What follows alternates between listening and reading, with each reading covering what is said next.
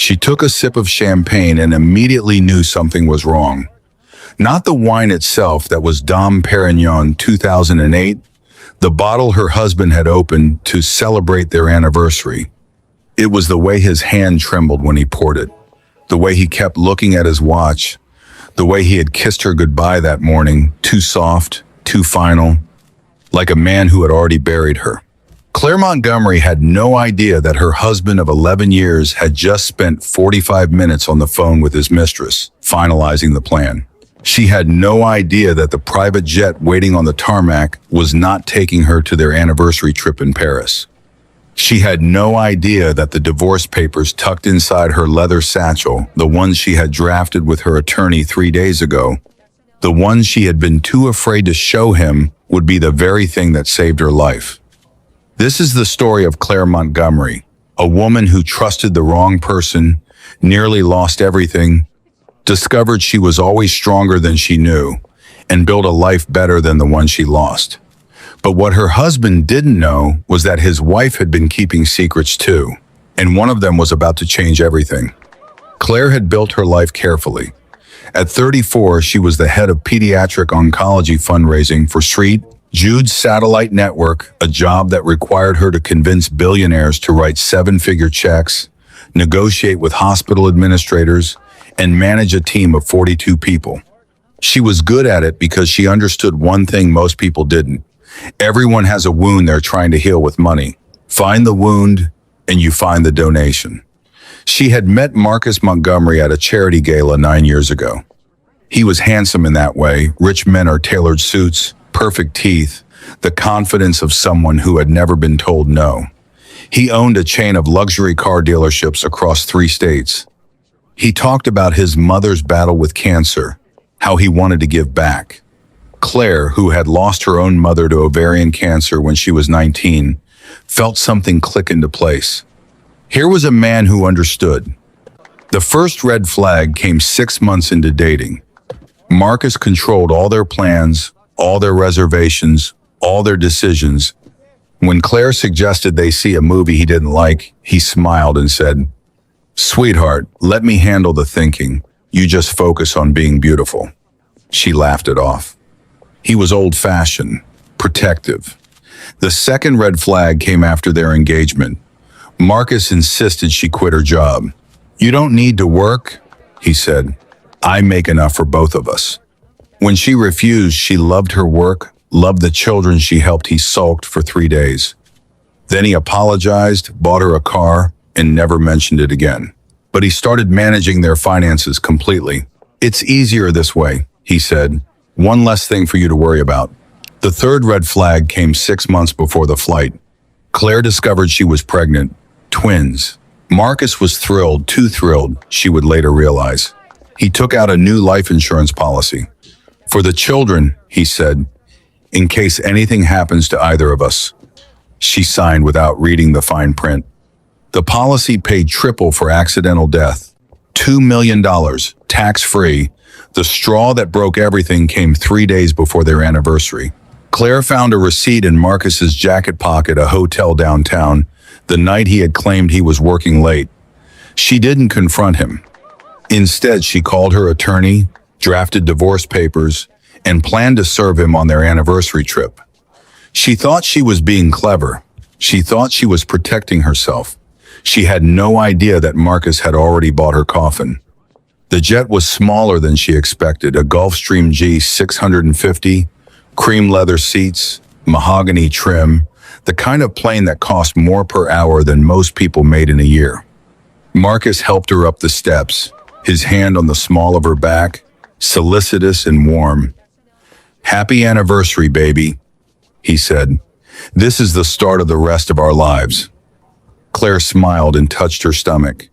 28 weeks pregnant, the twins kicked when she was anxious.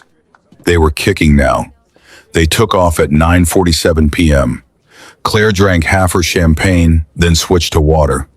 Marcus drank 3 glasses in rapid succession, his leg bouncing under the table. She asked if he was nervous about flying. He said he was fine. He checked his phone. He smiled at her. He checked his phone again. At 10:15, Marcus excused himself to use the lavatory. He was gone for 11 minutes. When he returned, his face was different set, determined, the face of a man who had made a decision and was not going to back out. "Claire," he said, sitting across from her, "I need to tell you something." She looked up from her book. "What is it?" He took a breath. "This isn't an anniversary trip. I'm not taking you to Paris." She felt the twins kick harder. "Then where are we going?" "Nowhere." He reached under his seat and pulled out a small black box, not jewelry-sized, but larger, heavier. He opened it.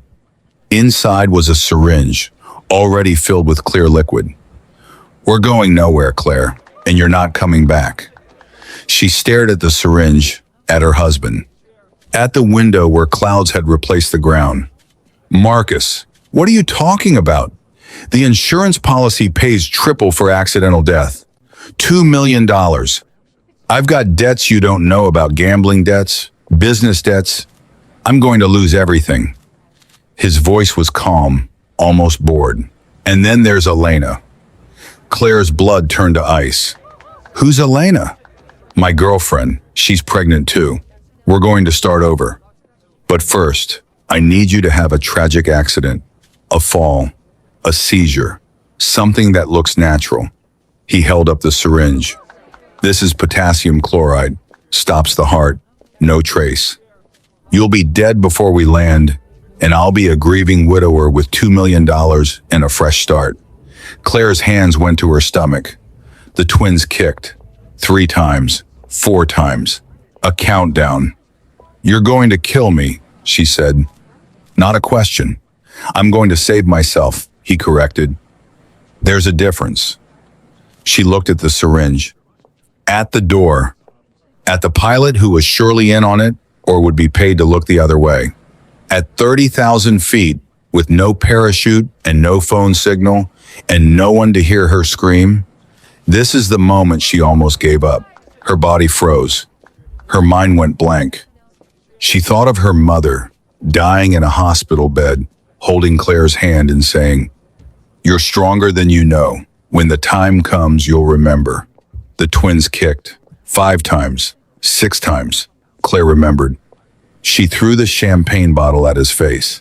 It caught him square in the nose, blood sprayed across his white shirt, across the cream leather seats, across the syringe that clattered to the floor.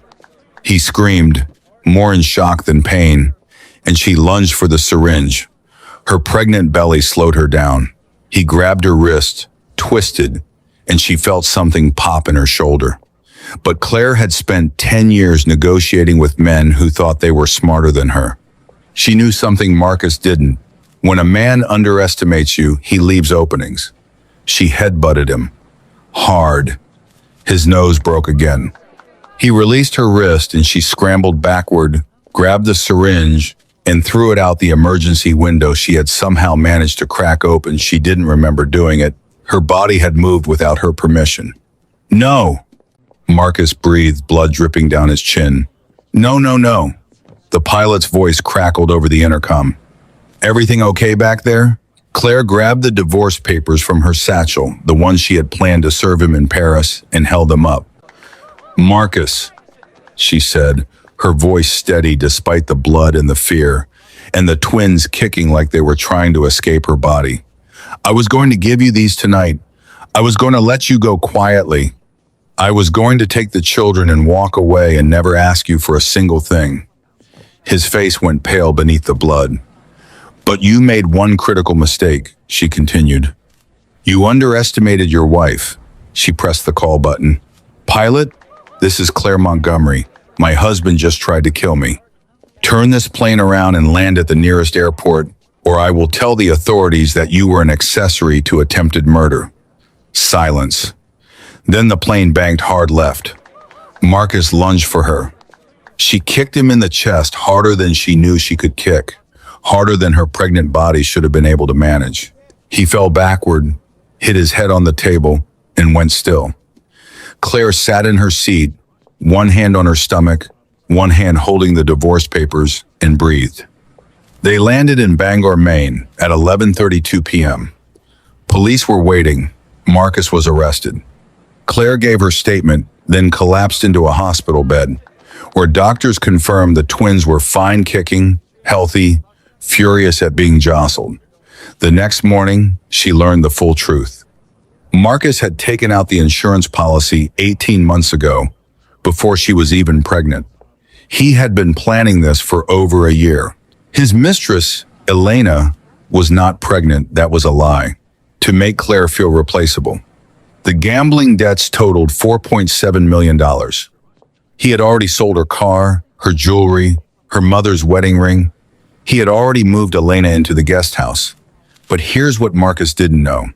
Claire's best friend, Detective Sarah Vasquez, had been investigating Marcus for 6 months: financial fraud, tax evasion, and the suspicious death of his first wife, who had drowned in a bathtub under circumstances that were never fully explained. Sarah had the evidence. She was waiting for Claire to be ready. Claire testified at the trial. She looked Marcus in the eye and said, "You wanted me dead so you could start over, but I'm still here, and I'm not going anywhere." He was convicted of attempted murder, insurance fraud, and the manslaughter of his first wife. 47 years, no parole. Claire gave birth to twins, a boy and a girl, at 36 weeks. She named them Hope and August. She moved into a small apartment, took her old job back, and started a foundation for survivors of domestic violence. She bought a mirror and hung it in her hallway. Every morning she looked at her reflection, the scar on her eyebrow from the headbutt, the stretch marks from the twins, the dark circles from the nightmares that still came sometimes, and said, "Hello, Claire, welcome back." She checked her phone once, not 17 times, once. Marcus is in a maximum security prison in Connecticut. He writes her letters sometimes. She burns them without reading. Claire's story proves that the people who try to destroy you are always smaller than you think. If this story moved you, share it with someone who needs to hear that they're stronger than they know. Drop a comment below. Have you ever had to survive something you didn't think you could? Hit that like button if you believe that women are always stronger than their abusers expect. Subscribe, because every week we share stories of survival, justice, and the quiet triumph of women who refuse to break.